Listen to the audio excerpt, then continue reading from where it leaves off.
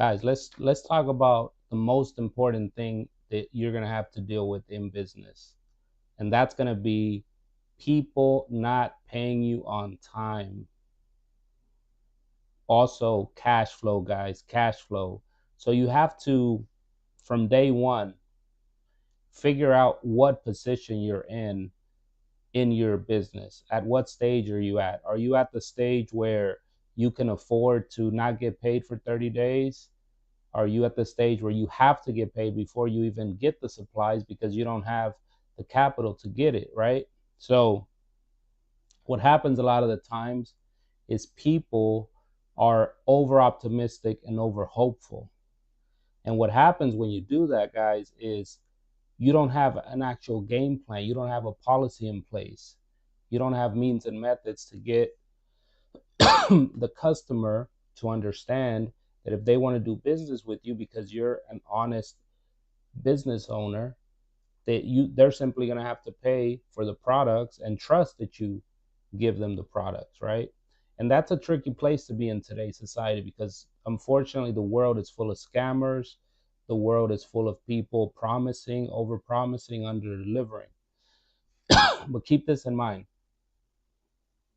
At the end of the day, if you have a product that people want or a service that people want, you will be able to capitalize, and you should not have cash flow issues for as long as you operate within the parameters of the agreement, which might be you fulfill your commitment and you don't overpromise, underdeliver.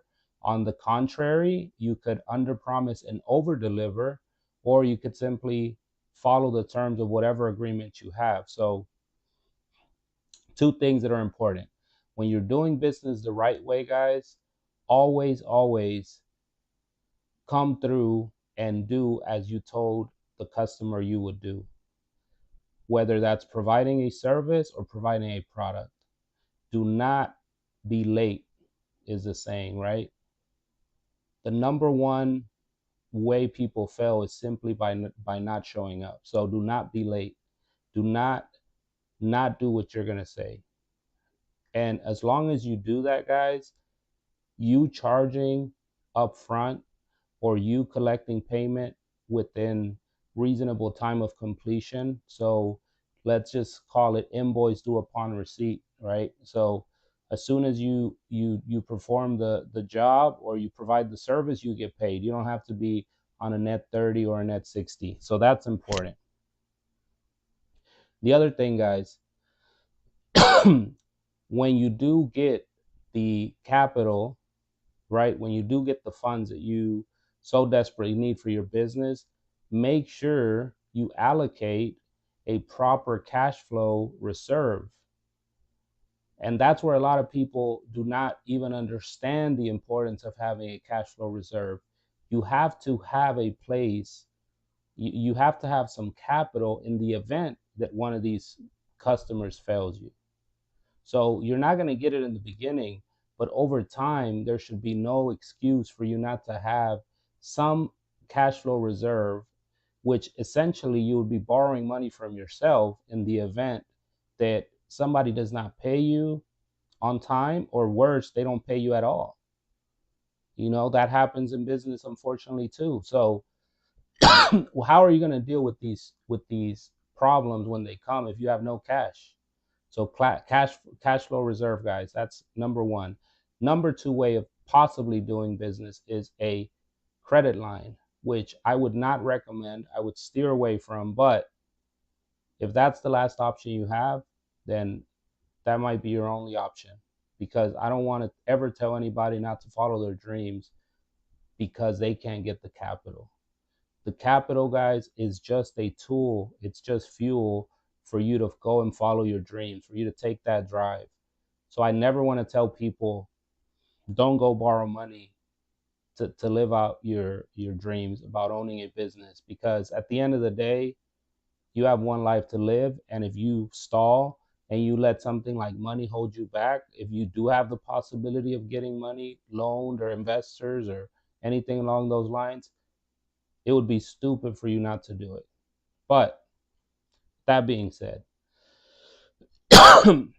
I'm not a big firm believer on debt. I don't believe in carrying debt. I don't like the idea of somebody else giving me capital for my business in order for me to operate, because at the end of the day, he who pays creates the guidelines, right? He who pays is the boss.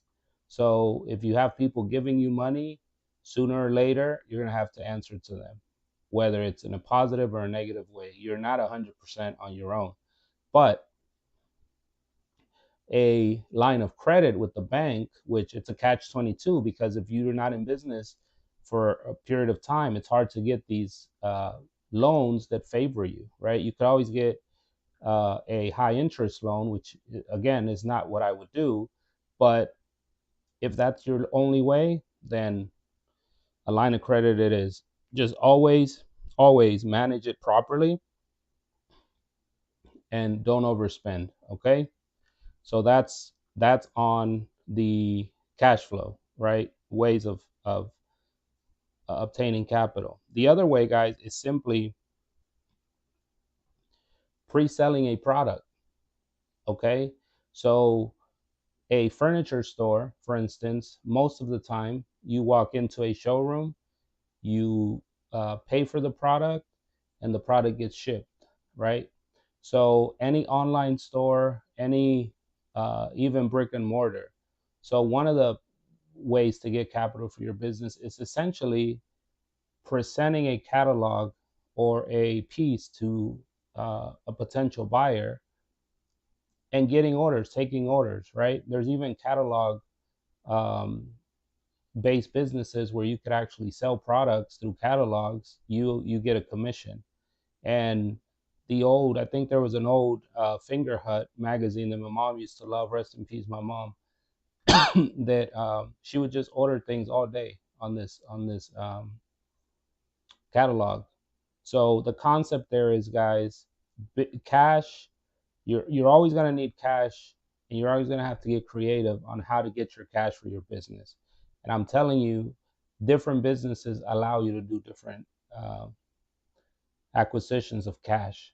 So not every business gets stuck with bad payment terms, right? So also keep in mind, the bigger you are in business, the more you will have to carry some of these burdens of um, receivables, right? So you might be looking at net 30, net 60, net 90 accounts, depending on how big your business are.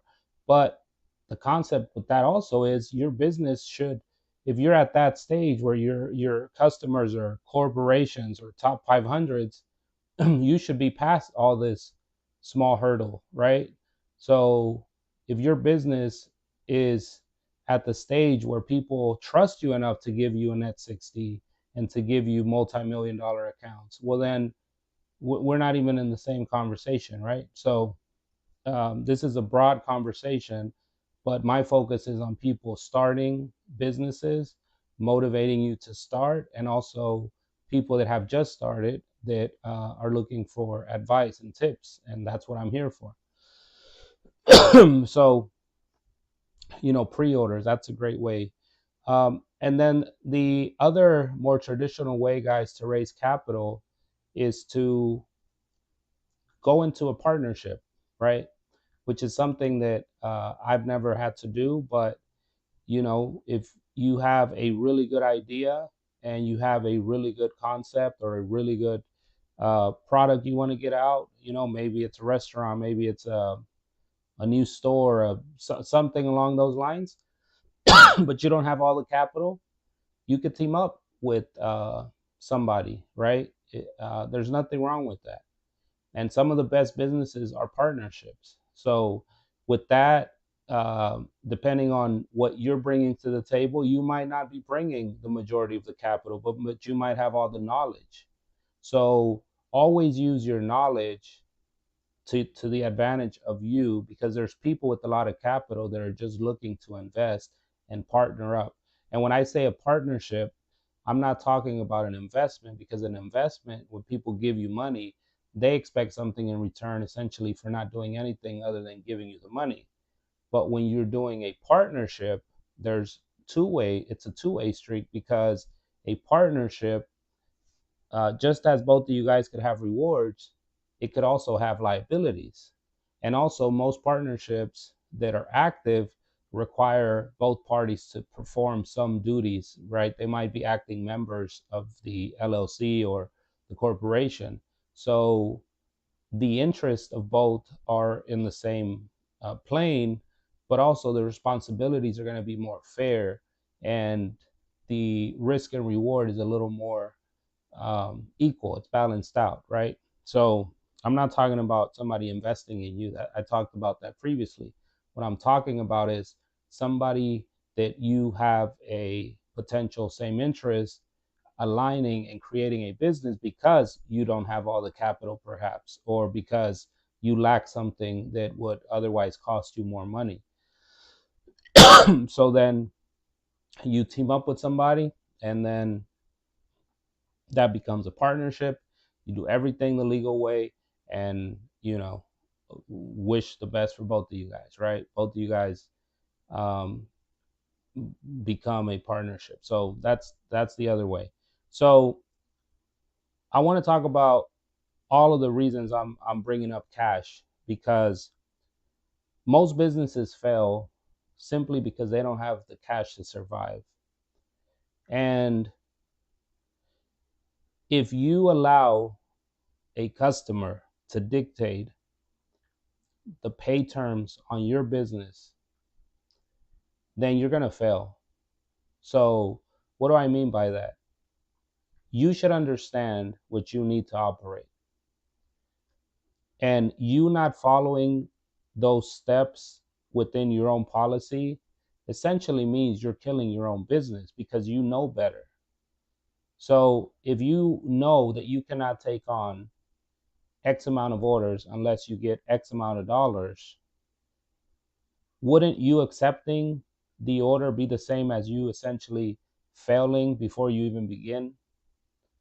So if you agree to terms that do not benefit you, you're hurting yourself. And that's the thing people don't understand. I have some family members that are tied to the uh, petroleum industry, and they're infamous for long lead times on payments. And I always talk to this specific family member about why doesn't he change his terms? And his answer is always, well, the oil company won't accept my terms.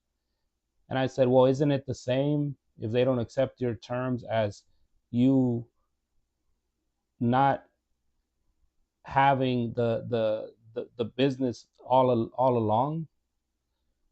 Isn't it the same for them not to respect your terms? You're basically not doing business with them. Now you're working for them, right? So if you know you cannot handle a net 60 or net 90 account, if you're not there yet, why would you take those clients? It makes no sense. Now, maybe if you actually stood up for yourself and you told that specific customer, look, I love doing business with you. Everything on my end is perfect, the relationship, but I just can't afford to wait 60 or 90 days to get paid on the product we're supplying. Well, then that company has a choice. One, if you have hopefully a good reputation, they're going to keep with you and they're going to try to work something out. Or two, they don't respect you anyways, and y'all stop doing business because you've been struggling for the past 5 years. You really haven't made a profit if you take into account the interest you could have made on just the money you're loaning them, because that's what you're doing at 0% interest, where you could be employing that money elsewhere and be making an actual profit, right? So it makes no sense to me why people don't have an operational policy where they understand and their payment terms are aligned with what their needs are. And a lot of times we as providers of services and industries, we try to bend to a customer's needs. So some customer might say, well, I don't feel comfortable giving you a deposit because the last contractor burned me. Well, if you're a company that requires a deposit, that's like them telling you, I don't feel comfortable dating you because my last girlfriend did something to me, right? In a relationship. Like that has nothing to do with you. So don't take on other people's baggage just because, right?